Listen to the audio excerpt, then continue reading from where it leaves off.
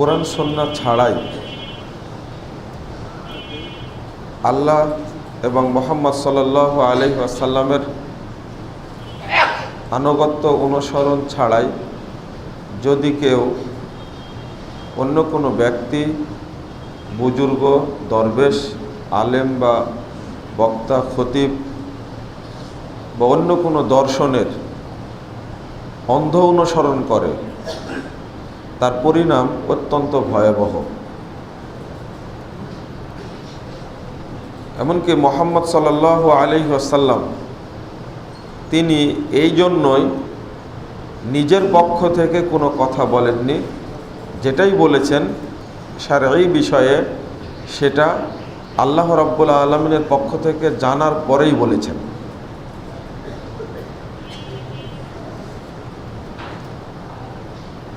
আল্লাহ রাব্বুল আলামিন বলছেন সূরা আহজাব 21 নম্বর আয়াত, লাকাদ কানা লাকুম ফি রাসূলিল্লাহি উসওয়াতুন হাসানা, নিশ্চয় তোমাদের জন্য নিহিত রয়েছে মুহাম্মদ সাল্লাল্লাহু আলাইহি সাল্লামের মধ্যে সর্বোত্তম আদর্শ। তাহলে সর্বোত্তম আদর্শ হলো মুহাম্মদ সাল্লাল্লাহু আলাইহি সাল্লামের আদর্শ। এই আয়াতটা যার কাছে পৌঁছবে তার উপরে ফরজ দায়িত্ব হয়ে যাবে, ওয়াজিব হয়ে যাবে পৃথিবীতে অনুসরণীয় ব্যক্তি হিসাবে মুহাম্মদ সাল্লাল্লাহু আলাইহি সাল্লামকে গ্রহণ করা।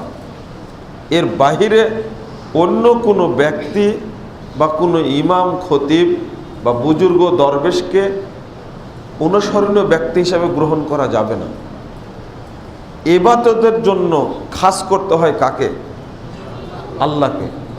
ইবাদতের জন্য খাসকে আল্লাহ, আর কারো ইবাদত চলে না।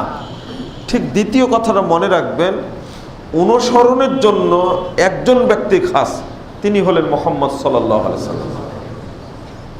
এই জন্য আল্লাহ বলছেন লাকাদ কানা লাকুম ফি রাসূলিল্লাহি উসওয়াতুন হাসানা, নিশ্চয়ই তোমাদের জন্য সর্বোত্তম আদর্শ নিহিত রয়েছে মুহাম্মদ সাল্লাল্লাহু আলাইহি সাল্লামের মধ্যে। এখানে আর অন্য কোনো নবীর নামও বলেননি, অন্য কোনো সাহাবীর নামও বলেননি, তাবেঈর নামও বলেননি, তাবেঈর নাম বলেননি, কোনো মুহাদ্দিসের নাম নেই। একমাত্র ব্যক্তির নাম রাসূল মুহাম্মদ সাল্লাল্লাহু আলাইহি সাল্লাম। যদি আপনি কেবল মুহাম্মদ সাল্লাল্লাহু আলাইহি সাল্লামের আনুগত্য করতে পারেন তাহলে আপনার জন্য অনেক পুরস্কার আছে। যদি এই আনুগত্যটা বাহিরে চলে যায়, মুহাম্মদ সাল্লাল্লাহু আলাইহি সাল্লামের বাহিরে অন্য কারো হয়ে থাকে, তাহলে তার ফলাফল অত্যন্ত জঘন্য। সূরা আল ইমরান 31 নম্বর আয়াত আল্লাহ বলছেন, কুল ইন কুনতুম তুহিব্বুনাল্লাহ ফাত্তাবিউনি ইউহিব্বুকুমুল্লাহ। হে মুহাম্মদ সাল্লাল্লাহু আলাইহি সাল্লাম, বলুন যদি তোমরা আল্লাহকে ভালোবাসতে চাও, যদি তোমরা আল্লাহকে মেনে নিতে চাও, ফাত্তাবিউনি, তাহলে আমার অনুসরণ করো, অর্থাৎ মুহাম্মদ সাল্লাল্লাহু আলাইহি সাল্লাম অনুসরণ করো। যদি করতে পারো এটা, ইউহিব্বুকুমুল্লাহ, তাহলে আল্লাহ রাব্বুল আলামিনও তোমাদেরকে ভালোবাসবেন। ওয়া ইয়াগফির লাকুম যুনুবাকুম, এবং তোমরা যত পাপ করেছো সমস্ত পাপ আল্লাহ ক্ষমা করে দিবেন। যদি মুহাম্মদ সাল্লাল্লাহু আলাইহি সাল্লামের আনুগত্য মেনে নেওয়া হয়, আসলে আমরা মেনে নিয়েছি, এক বাক্যেই মেনে নিয়েছি, কিন্তু বুঝিনি।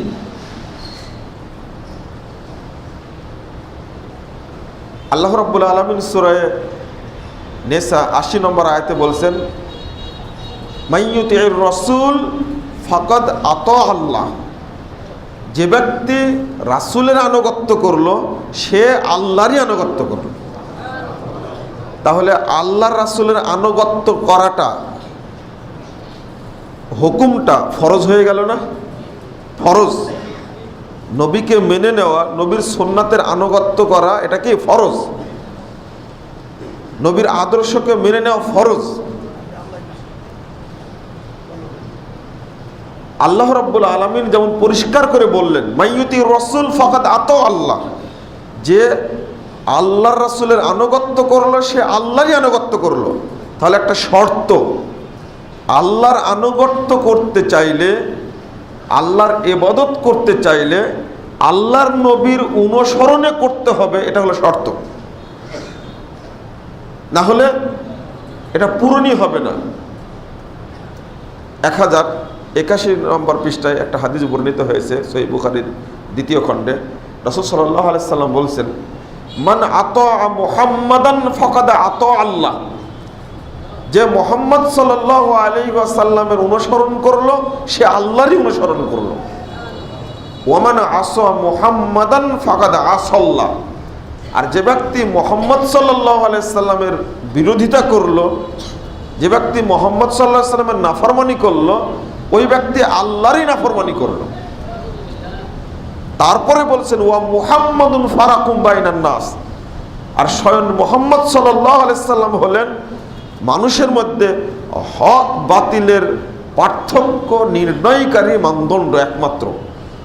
কে? মুহাম্মদ সাল্লাল্লাহু আলাইহি সাল্লাম, আর কেউ নন। তাহলে এই আয়াতগুলি দ্বারা প্রমাণিত হয়, এই হাদিসটা দ্বারা প্রমাণিত হয় যে মুহাম্মদ সাল্লাল্লাহু আলাইহি ওয়াসাল্লামের আনুগত্য করাটা কতটা জরুরি। একই জায়গায় আরেকটা হাদিস বর্ণিত হয়েছে। রাসূল সাল্লাল্লাহু আলাইহি সাল্লাম বলছেন, কুল্লু উম্মতি ইয়াদখুলুনাল জান্নাহ। আমার প্রত্যেকটি উম্মতি জান্নাতে প্রবেশ করবে। এতটুকু বললেই ভালো ছিল, কিন্তু পরে আবার বাদ দিয়ে দিয়েছেন, শর্ত করে দিয়েছেন, ইল্লা মান আবা। তবে যে ব্যক্তি আমাকে মানে না এই জান্নাতে যাবে না। কিলা মান আবা, আপনাকে মানে না, এ আবার কি? মানে সাহাবা কেরাম জানতেনই না যে আল্লাহর নবীকে মানবে না, আল্লাহর নবীর মতো ব্যক্তিকে কেউ অনুসরণ করবে না, একটা সময় আসবে, এটা তারা জানতেনই না। তাই জিজ্ঞেস করছেন আশ্চর্য হয়ে, আপনাকে মানে না, এমন কেউ আছে নাকি? এই কি কথা বলছেন আপনি? আপনাকে মানে না, মানাবা, আপনাকে মানে না, সে আবার কে? এটা তো আমরা দেখি না। রাসূলুল্লাহ সাল্লাল্লাহু আলাইহি সাল্লাম উত্তর দিলেন, মান আতানি দাখালাল জান্নাহ। যে ব্যক্তি আমার আনুগত্য করবে সে ব্যক্তি জান্নাত প্রবেশ করবে। তা রাসূলকে মেনে নেওয়ার প্রতিদান কি? জান্নাত। ওমান আসানি ফাকাদ আবা। আর যে ব্যক্তি আমাকে মানে না সেই হলো আবা, সেই জাহান্নামে যাবে। তো রাসূল সাল্লাল্লাহু আলাইহি সাল্লামের আনুগত্য করাটা ফরজ, তাকেও মেনে নিতে হবে, এটা ফরজ। কিন্তু আমরা হুজুরের দরবেশের ইবাদত করে যতটা মজা পাই, আল্লাহর নবীর আনুগত্য করে ততটা মজা পাই না। বাংলাদেশে এই দরবেশদের আর পীরদের ইবাদতটা বেশি চলে, এখানে আল্লাহর ইবাদত নাই। তো বাংলাদেশে মুসলমান আছে কিন্তু ইসলাম নাই, ইসলাম নাই। যে সমস্ত মুসলমানরা ইবাদত করছে অধিকাংশই পীরের ইবাদত করছে আর বুজুর্গ দরবেশের ইবাদত করছে, আল্লাহর ইবাদত করার লোক নাই। আমি আপনাদেরকে বুঝিয়ে বলবো যে কিভাবে তাদের ইবাদত করছে। আলেমের ইবাদত করছেন আপনি, খতিবের ইবাদত করছেন, বক্তার ইবাদত করছেন, আল্লাহর ইবাদত করলেন কই? কখন করলেন? বুঝতে পারবেন। আল্লাহ রাব্বুল আলামিন বলছেন, ওমাই ইয়াশাকিকুর রাসূল মিন বাদি মা তাবাyyana লাহুল হুদা ওয়া ইয়াত্তাবি গায়রা সাবিলিল মুমিনিন নুআল্লিহি মা তাওয়াল্লা ওয়া নুসলিহি জাহান্নাম ওয়া সাআত মাসীরা। সূরা নিসা 115 নম্বর আয়াত। আল্লাহ বলছেন, যে ব্যক্তি মুহাম্মদ সাল্লাল্লাহু আলাইহি ওয়াসাল্লামের বিরুদ্ধাচরণ করবে, তার কাছে শরীয়ত প্রকাশিত হওয়ার পরেও, দেখছি এটা কোরআনে আছে, দেখছি এটা হাদিসে আছে, এইটা বুঝার পরেও আল্লাহর নবীর আনুগত্য করছেন না, আল্লাহর আনুগত্য করছেন না। এখানে রাসূলের কথা বলা হয়েছে। আল্লাহর নবীর আদর্শ প্রকাশিত হওয়ার পরেও আমি সহিহ বুখারী খুলে দেখতে পাচ্ছি, সহিহ মুসলিম খুলে দেখতে পাচ্ছি, আবু দাউদ, নাসাই, ইবনে মাজাহ, তিরমিজি খুলে আমি দেখতে পাচ্ছি এটা হাদিস দ্বারা এই কথাটা প্রমাণিত, এর পরেও আমি মানছি না। ইসলামিক ফাউন্ডেশনের হুজুরগুলো সহিহ বুখারী অনুবাদ করতে গিয়ে, যে বর্তমান ডিজি অনুবাদ করতে গিয়ে ব্যাকেটে লিখে রাখছে এটা ইমাম বুখারীর নিজস্ব কথা, নতুন যেটা প্রিন্ট করেছে। আপনারা তো এগুলো তলিয়ে দেখেন না, আমরা দেখি এটা ম্যাক্সিমাম জায়গাতে টিকা দিয়ে দিছে, এইটা হানাফি মাযহাবে নাই, মানে একটা খোঁচা মেরে দিছে ওই জায়গায়। সব মানে প্রায় পৃষ্ঠাতেই এই কাজটা করে রাখছে। এক মূর্খ ডিজিকে দায়িত্ব দিয়েছে, দিয়ে শেখ সাহেব যে ইসলামিক ফাউন্ডেশন প্রতিষ্ঠা করে গেছিলেন, এই এতদিনের ইতিহাসে এই ইসলামিক ফাউন্ডেশন প্রতিষ্ঠার পর থেকে নিয়ে এখন পর্যন্ত এইরকম মূর্খ ডিজি আসেনি একটা। আর ইসলামিক ফাউন্ডেশনে 12টা বাজিয়ে দিয়েছে একবারে, যতটুকু ইসলাম ছিল এ একবারে নষ্ট করে দিয়েছে একবারে, 12টা বাজেছে। এর কাজ হলো আহলে হাদিসদের গালি দেওয়া, টিভির সামনে যাওয়ার গালি দেওয়ার কাজ, কোরআন এবং হাদিসের ধার ধারে না। একটু যদি এই শাসক গোষ্ঠী ভাবতো, প্রধানমন্ত্রী যদি ভাবতেন যে আমার বাপ প্রতিষ্ঠাতা, এখানে ইসলামিক ফাউন্ডেশনে কেবলমাত্র কোরআন এবং সহিহ হাদিস প্রচার হবে আর সমস্ত কিছু বাদ হয়ে যাবে, তাহলে ফাউন্ডেশনটা সার্থক হতো। কিন্তু সব মানুষের, বুজুর্গদের আর দরবেশদের কল্প কাহিনীতে ইসলামিক ফাউন্ডেশনে জাহেলি ফাউন্ডেশন পরিণত হয়েছে, কল্পনাই করা যায় না। ইমাম বুখারী একটা আসার নিয়ে আসছেন, একটা সংক্ষিপ্ত হাদিস নিয়ে আসছেন, অনুবাদ করে দিয়েছেন, ওখানে ব্যাকেটে আবার লিখে দিয়েছে যেটা ইমাম বুখারীর নিজস্ব কথা। যেমন আমিন বল, আপনি আশ্চর্য হবেন, আমিন বলার সময় মসজিদ যে গুনগুন করে গুঞ্জরিত হতো, বেজে উঠতো লাজ্জাতান। তো এই কথাটা ইমাম বুখারী রাহিমাহুল্লাহ নিয়ে আসছেন একজন সাহাবী থেকে, তো নিচে টিকায় লেখছে এটা হাদিস নয়, এটা ইমাম বুখারীর নিজস্ব কথা। এরকম কাজ করে রাখছে, পুরো বুখারীতে এই কাজ করে রাখছে। বন্ধুরা আমার, খুব সচেতন দৃষ্টিতে এখন ইসলামকে পালন করতে হবে, না হলে উপায় নাই। চিন্তাই করা যায় না, ভাবাই যায় না যে কিভাবে গোড়া থেকে সর্বনাশ করে দেওয়া হচ্ছে। আর একজন বুখারী ছাপিয়েছে যে হাদিসগুলো মাযহাবের সাথে বিরোধ, ওই সব হাদিসগুলো তুলে দিয়েছে, দিয়ে বুখারী বের করেছে একটা আলাদা। কত বড় সন্ত্রাসী একটা, এটা তথ্য সন্ত্রাস। এটা আপনারা মনে করেন মানুষকে মেরে ফেললে সন্ত্রাসী হয়, এটা হাদিসকে কেটে চুরমার করছে, সন্ত্রাসী না? এটা বড় সন্ত্রাসী একটা, ইসলামের রূপটা চেঞ্জ করে দিচ্ছে। অনেকেই এইরকম তথ্য সন্ত্রাস সৃষ্টি হয়েছে, ওই জন্য দেখে আপনাদের ভেবে চিনতে আমল করতে হবে। আমরা যেটা করছি সেটা সঠিক তথ্যটা মানুষের সামনে উপস্থাপনটা করছি।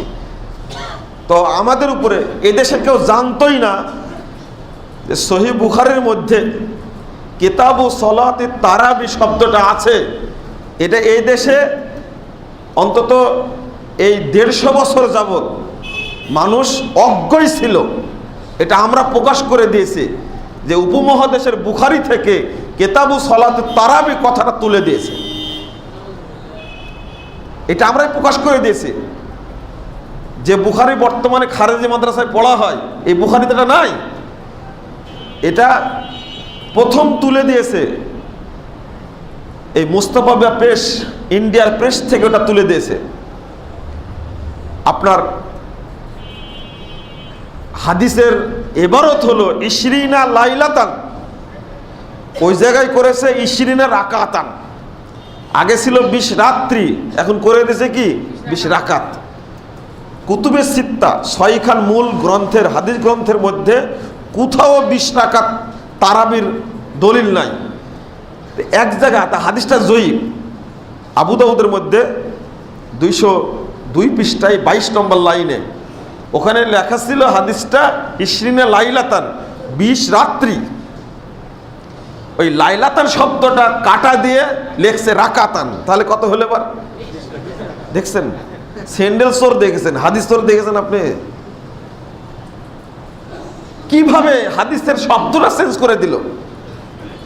বুকের উপরে হাত বাঁধা সম্পর্কে, নাভির নিচে হাত বাঁধা সম্পর্কে ইমাম আবু দাউদ 4টা বর্ণনা নিয়ে আসছেন।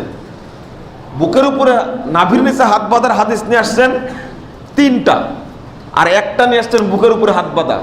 নাভির নিচের হাত বাঁধা হাদিসগুলোকে 3টাকে ইমাম আবু দাউদ জয়ীফ বলে দিয়েছেন, আর বুকের উপরে হাত বাঁধার হাদিস সম্পর্কে কোনো মন্তব্য করেননি, মানে হাদিসটা সহিহ করেছে কি উপমহাদেশে 4টা হাদিসকে খতম করে দিয়েছে। 4টা হাদিস কোনোটাই রাখেনি, নাম্বারিং করতে যায় ঠিকই করেছে, ওই 4টা হাদিসকে বাদ দিয়েছে। 756 মানে 55 করেছে, 56, 57, 58, 59, 4টা নাই, আবার 60 নম্বর দিয়েছে। আমি ইমদাদে লাইব্রেরিতে নিজে গিয়ে জিজ্ঞেস করলাম যে এই 4টা হাদিস কই।